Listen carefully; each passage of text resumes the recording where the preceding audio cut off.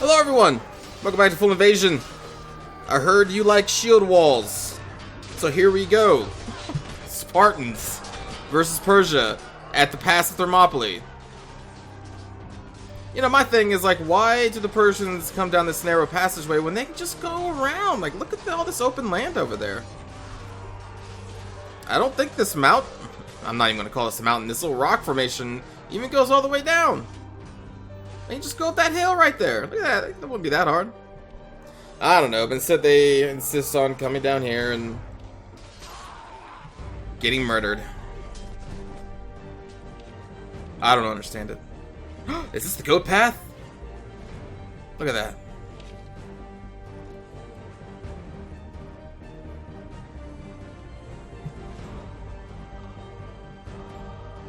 Also, I don't remember a wardrobe being in the Battle of Thermopylae.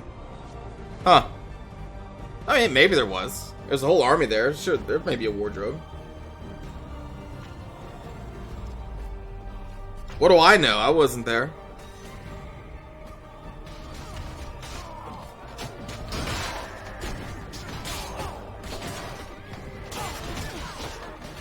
Oh no, the camel!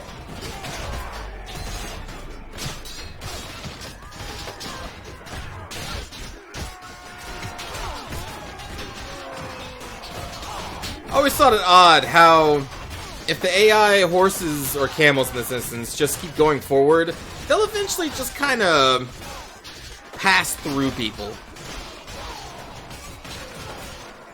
I always found that odd.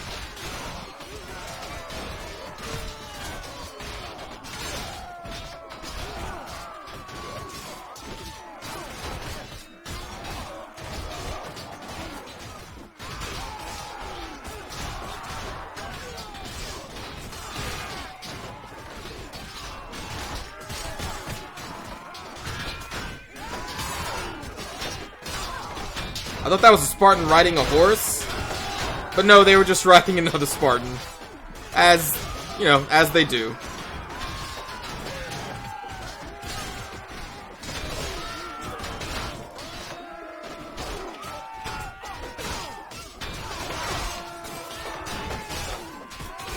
I'm gonna turn off banners. I think we know who the friendly people are.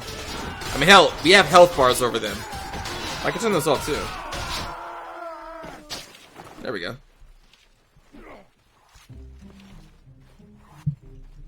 But, you know, we'll keep them on. It's nice to know when the person in front of you is about to die, so then you can run. Let's get rid of this crappy weapon, and we'll grab... Yeah, I guess the scimitar is okay. The Whoopin' Claymore? Yeah. Sure.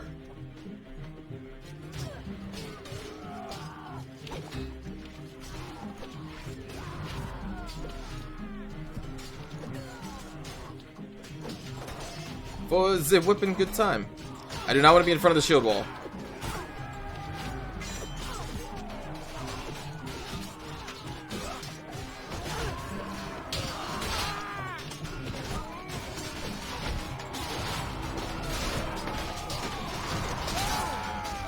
Never mind, there is no shield wall.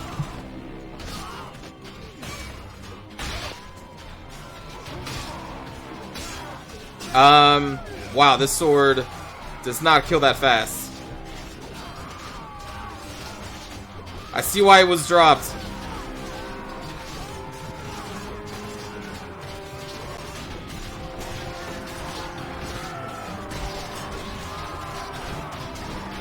I love javelins.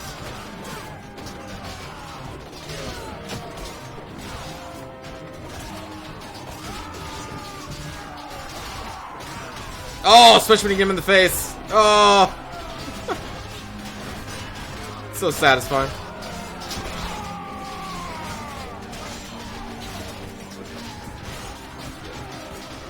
Because you can't, it's hard to hear with the music on, but there is a solid thunk noise that happens. And it's just one of those things. It's like a level up noise. Except for it's a noise of you throwing a javelin into an AI's face. I don't... Look, it's hard to explain.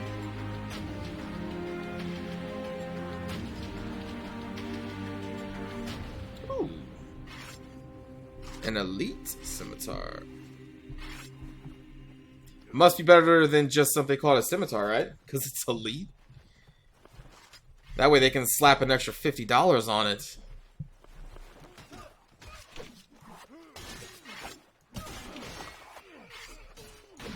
Wasn't elite enough to save that soldier's life, was it? That'll get you thinking.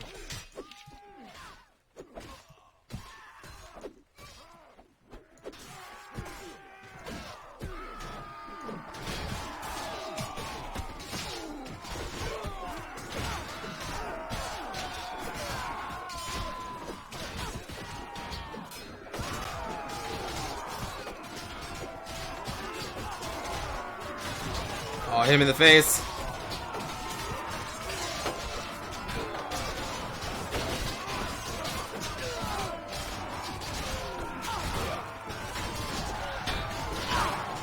Uh-oh.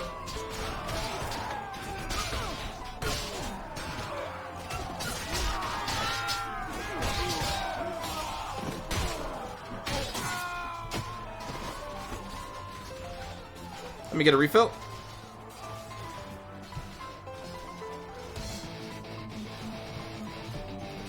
Yeah, I'm carrying 72 javelins on my back right now.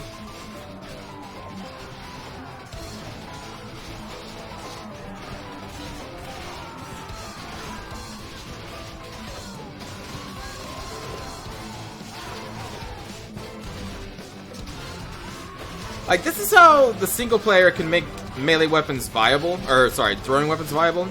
Because just, you never get enough of them to really make it a worthwhile weapon choice in a single player game. But if they were like, you know what, F it, here, you have 72 javelins, then I'd be like, okay, I'll actually invest in throwing for a character then. Not that it's realistic, but it's a video game. Like, come on.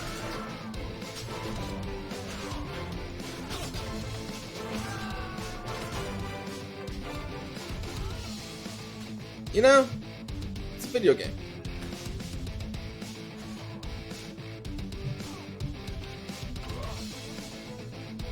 Speaking of video games, Overwatch is a very fun game for me right now.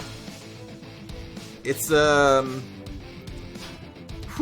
like I spent, I think it was around 7 or so hours playing that game in one day.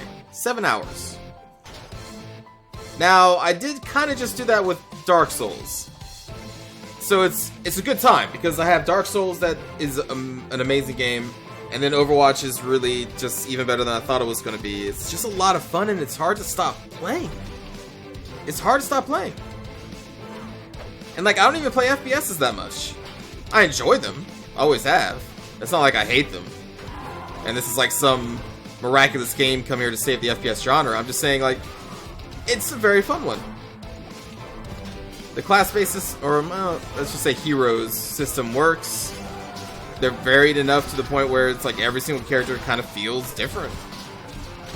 And it's fun! It's fun to learn all the characters. It's fun to learn how to play them. What the weaknesses are.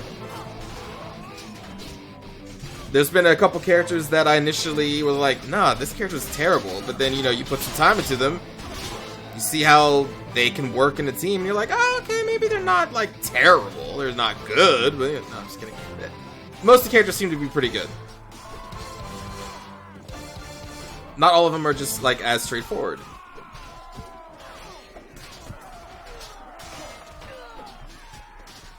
Tracer is a character that I hate with all my being. Gosh, I hate her so much. And I hear that she's also insanely dumb in Heroes of the Storm because they have her in Blizzard's MOBA game as well, and she is apparently super OP in that game as well. She's just so strong. Like, you can stop her, but man, she is a very annoying character for so many for so many other characters. Yeah, just how mobile she is, how she can rewind time for herself, get her health back, her annoying little sticky bomb ultimate. I hate Tracer so much.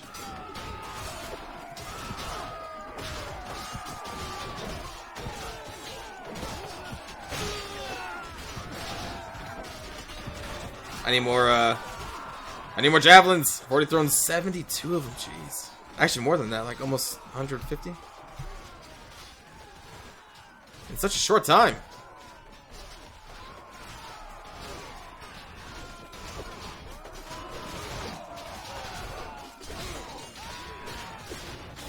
I need to get back into Dark Souls, too. It's just like this week is a week of the beta for Overwatch, so that's been taking up most of my free time. I need to play Stellaris still. I have Stellaris. That's the Paradox space game. You know, people who made Europa Universalis and Hearts of Iron and Crusader Kings. All those grand strategy games. I've played a few hours of it so far just to learn how to play it, and it's fun. It's a fun game. It's going to be a long game, too. Oh my gosh, this is going to be a long game. And I'm kind of worried because I did a Europa Universalis series 4, and it was a lot of fun. That game, Europa Universalis 4, is a great grand strategy game. They have so much DLC. It's an expensive game if you don't already own it, and some of its DLCs. If you're buying all of it up front, it could be like $150 because they have so much DLC for it. And that's also partly what makes the game just so in-depth. Like, even just the base game, there's a lot to it. So if you are thinking about playing Europa Universalis, like, you can just buy the base game, which is kind of cheap, and just see if you just like the general feel of that type of game. And if you do, then you can dive into the DLCs. Each DLC usually adds like a whole new layer to an aspect of the game, like for trading, or for diplomacy, or for like rebellions. So like you can kind of pick and choose, like just look over the DLCs, see what they add, and you're like, I mean, like this doesn't really seem that great to me. So so don't grab it. Some add new government types, like I got them all because I really enjoy the game. But anyway, what I was saying is, when I did the series, it really didn't get much attention on the channel, and if something doesn't get much attention, then you usually don't do it. That's just kind of how these things work.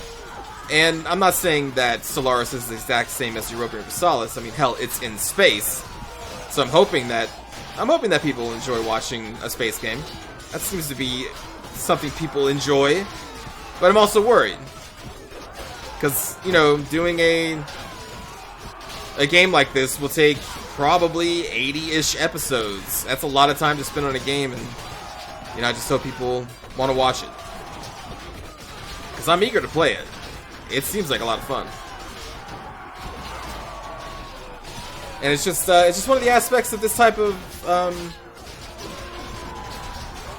don't even really want to say job, but what I do, when you get a game that you're really pumped up about, you're like, yeah, this is amazing, and then, your audience doesn't necessarily agree with you, and you're like, oh, well, I mean, I guess I could go play some more Mountain Blade.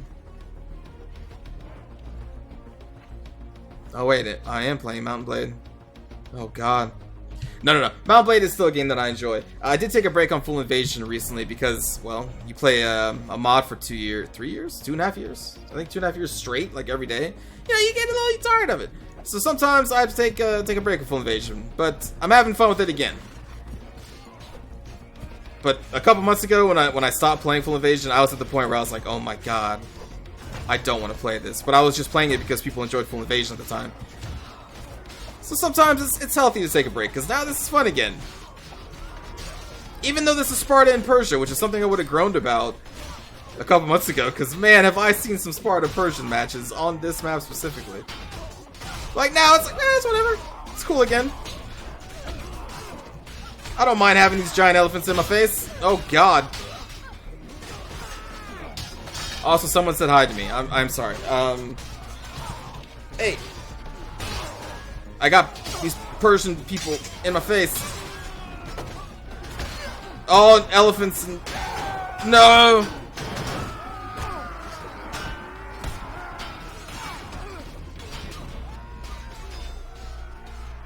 So yeah, Stellaris. It's a cool game. Cool looking game. What's not cool? Being crushed by elephants.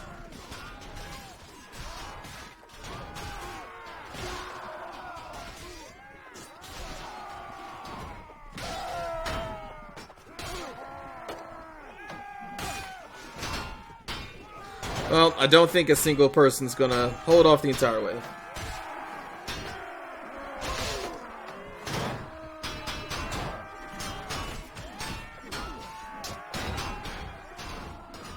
They're gonna try, though.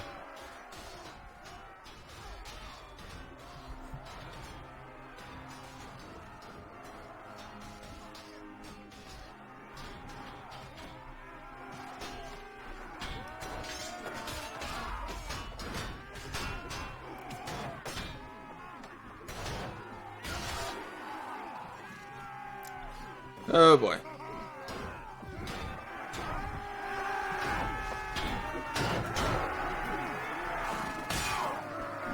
Listen, sometimes you just gotta go out in a blaze of glory, buddy.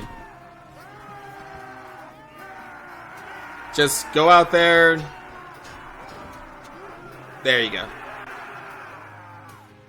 Way to go, buddy. So I threw probably like around 180 javelins. What was that kill count? 42? 44? Oh, did you see that they announced the new Battlefield game? How it's going to be Battlefield World War 1, but like an alternate World War 1?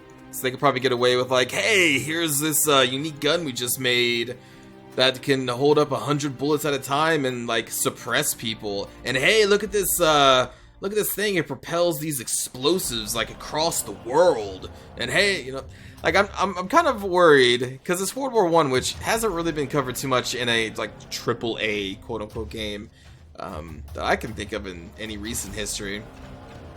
But then again, like, it's World War One, it's trench warfare, it's brutal warfare. It was, look, World War One is no war is good.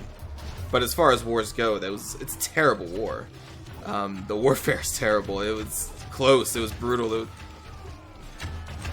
Gases were used. Like, it's not cool. I'm just wondering how this alternate history World War One is going to be for this Battlefield game. Like, what the heck are they going to do? Like, they can't make it just trench warfare.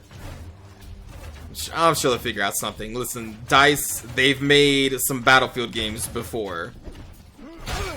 They'll figure it out, I'm sure.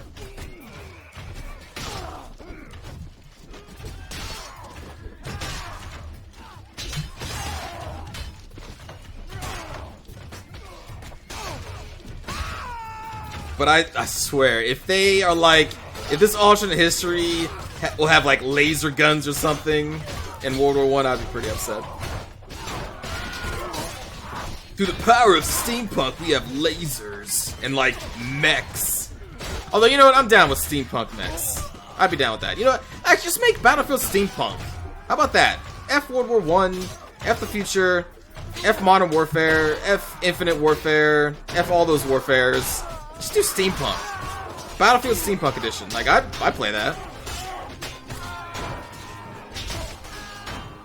That's what I play. Give me a fucking monocle and a top hat. I don't know.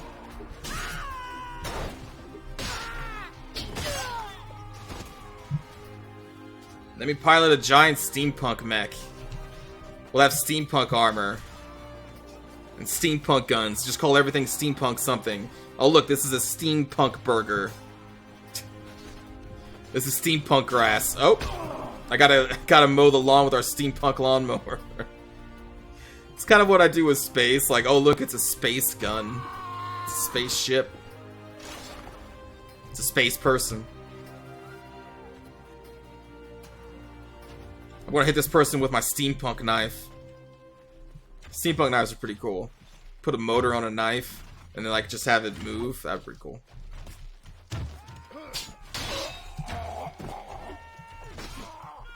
Almost like, it'd be like a chainsaw that goes around a blade, right? Right? We'll call it a steampunk sword of chains. Totally not a ripoff of a chainsword from Warhammer. It's this whole new thing. Listen, it's steampunk. Warhammer is not steampunk. You see what I'm saying? Also, you could probably say Gears of War if you want to go that route. Because they had that gun that had a chainsaw on it. That was cool.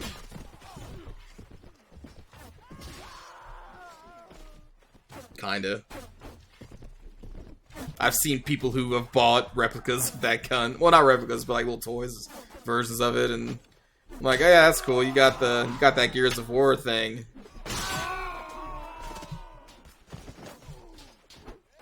What was that gun called? I only played Gears of War 1? Maybe I played 2? Wait, no. I think I played 1 and then I played 3. Because I think yeah, I think I played 3. What was the name of that damn chainsaw gun? Ah, well, whatever.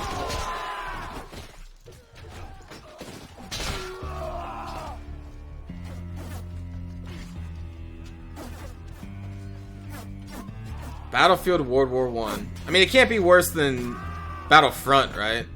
God, Battlefront was just a disappointment. It was just a disappointment, and it looked so beautiful. Battlefront is such a beautiful game, and the sound design for Star Wars Battlefront is amazing. It's amazing. The implosion grenade that you get in that is just one of the best sounds in video games. It's so good. But damn, the gameplay and everything around it is just bare bones, terrible. Not terrible, it's bare bones. It works, and I think that's what just makes it even worse. It's like, yeah, this is a functional video game, but you see potential.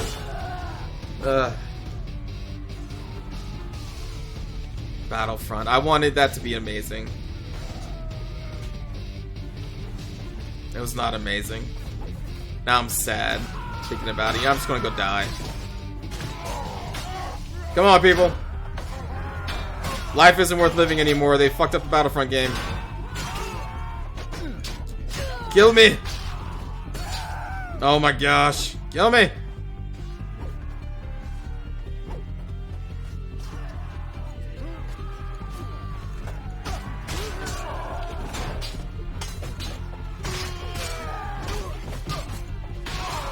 I'm not gonna make it easy for you, but come on.